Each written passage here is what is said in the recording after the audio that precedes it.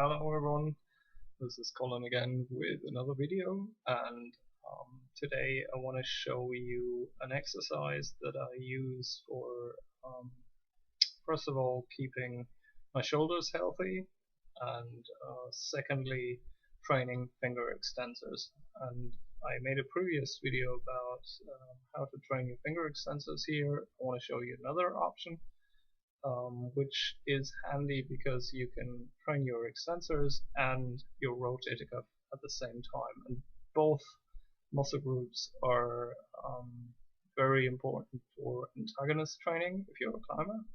They're also important if you have shoulder problems, or if you want to prevent shoulder problems, and want to train your finger extensors at the same time.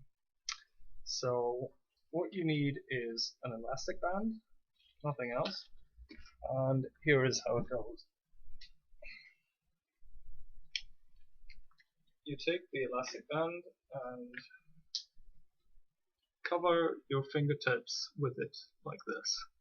So what you do now is lock your right arm right beside your body. Then you position your hands such that the bony protrusion of the ulna here is right at the middle of your body. This is just important to make it reproducible so that you can track if you're actually improving or not, and so that you have a reproducible exercise. Third step is to grab the elastic band and position your left hand such that it is right on the hip bone, and by following these steps you have a reproducible exercise, which is important if you want to if you actually want to improve it. So what you do is you rotate your lower arm outwards so that you have to use the outward rotation within your shoulder. The main muscle groups that are involved are the infraspinatus and probably to a degree the teres minor, as well as the finger extensors.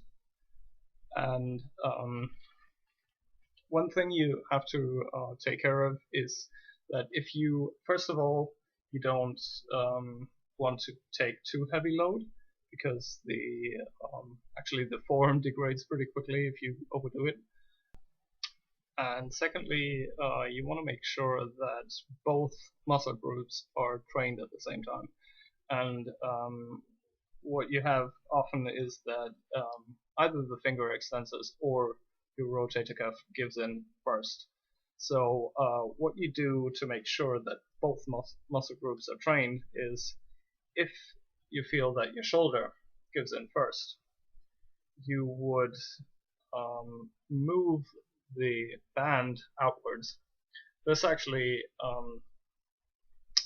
increases the lever for your finger extensors, and so it makes it harder on the fingers, whereas the lever for the rotator cuff is only slightly increased. So by shifting the band on your fingers, you can actually control to which degree you train your extensor and to which degree it trains your rotator cuff.